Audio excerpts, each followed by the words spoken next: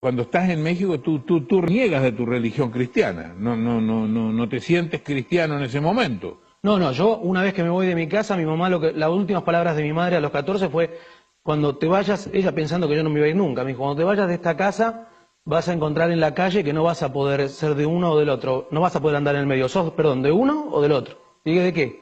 ¿O de Dios o del diablo? Y yo le dije, yo me voy con el diablo. ¿Y tuviste 10 años con el diablo? Sí.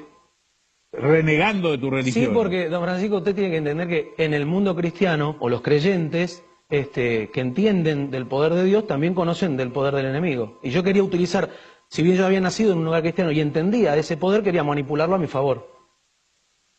Y hay algo que cambia tu vida, hay algo que es un quiebre total. Total, un antes y un después.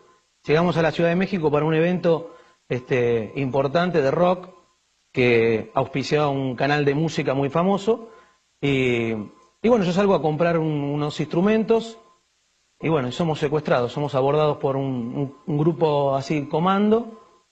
Y tú eras exitoso artísticamente. Artísticamente nos estaba yendo, era como que estaba llegando mi momento, por eso, digamos, era la impresión mía, digo, ¿por qué? ¿Por qué ahora, no? Porque era mi momento, era mi oportunidad, después de haber tantos shows.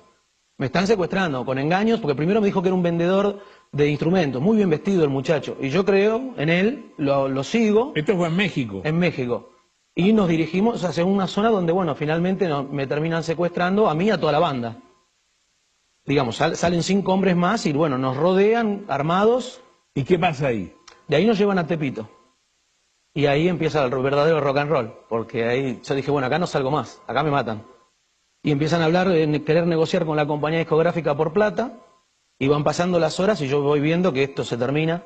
Y ahí, recién ahí, es donde yo me acuerdo de mi mamá, de su fe, de sus oraciones.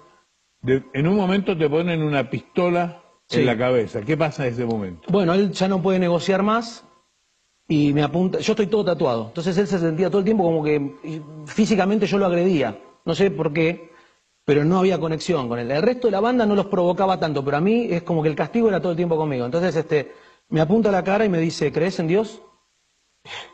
Y yo digo, pero adentro mío pensé, ¿por qué a mí? Porque no le pregunta a todo el resto de mis músicos que son ateos, ¿por qué a mí?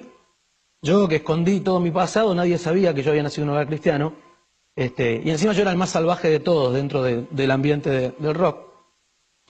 Y entonces no sabía qué responder, y de adentro del estómago me sale decirle sí. Y cuando le dije que sí, me dio miedo haberle dicho que sí, que creía. Y me tapé la cara y dije, bueno, acá me voy. Y por lo contrario, esperé, y cuando lo vuelvo a mirar, el muchacho me hace con el arma, me dice, si me hubieras dicho que no, te hubiera matado. Se guardó el arma y salió de la habitación. Empezó a discutir con el resto de los secuestradores. Y ahí yo siento un cambio en mí, físico. Empecé del frío y del terror que sentía, empecé a sentir un calor y no entendía, y dije, Dios está acá conmigo. ¿Por qué? No entendía por qué. Y era muy fuerte. De hecho, pasaron un montón de otras cosas más. Cuando nos están liberando, otra banda de secuestradores y narcotraficantes entran al barrio y nos quieren matar, y estos mismos hombres que nos estaban secuestrando nos defienden. Una locura total. No paraba la odisea, pero adentro mío había algo muy fuerte, un calor, una energía que era totalmente, no la había vivido en mi vida. Si bien había nacido en un hogar cristiano, me había bautizado, nunca lo había sentido. Y empecé a recordar todo eso. Pero la pregunta era, ¿por qué a mí? Si yo hice todo mal y me gustó, ¿por qué a mí? Porque hay gente que hace las cosas malas y dice, no, yo hacía cosas malas y ahora me siento mal. No, a mí me gustaba, yo hacía cosas malas y me gustaba. O sea, lo que supuestamente para la religión y para la fe eran malas, a mí me gustaba. Entonces yo le decía eso a Dios. Mientras corría por esos pasillos le decía, ¿por qué a mí? Entonces, bueno, más tarde nos liberan, logramos llegar al hotel, ahí estaba la gente, la policía, la gente de la embajada, y nadie se atemorizaron, así que nadie nos dijo nada. Entramos, llegamos a la suite, y yo me arrodillo en el baño y le digo a Dios, ¿por qué? ¿Por qué a mí? Y entra mi manager y me dice, mira, tenemos que bajar, hay que hacer la denuncia, la gente de la policía. Le digo, no voy a hacer ninguna denuncia. Me dice, mira, acá hay 25 shows, no sé cómo te vas a arreglar.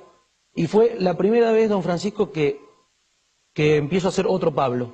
Y le respondí, bueno, mira, Dios se va a encargar de esos juicios. Ellos empezaron a reír de mí, y bueno, ahí nos separamos como banda. ¿Volviste a tu casa de Argentina? Me tomo un avión y cuando llego están los periodistas en Argentina, pero bueno, yo les pido por favor que no me interesa hacer una nota de ese estilo. empiezo a caminar por el aeropuerto de Ezeiza, que es enorme, lleno de gente, una multitud de gente, y en esto veo, en la puerta la veo a mi mamá. Y cuando la veo a mi mamá, yo dije, ¿qué hace esta mujer acá? Me la dejé. Los últimos gritos de mi mamá en mi casa fueron,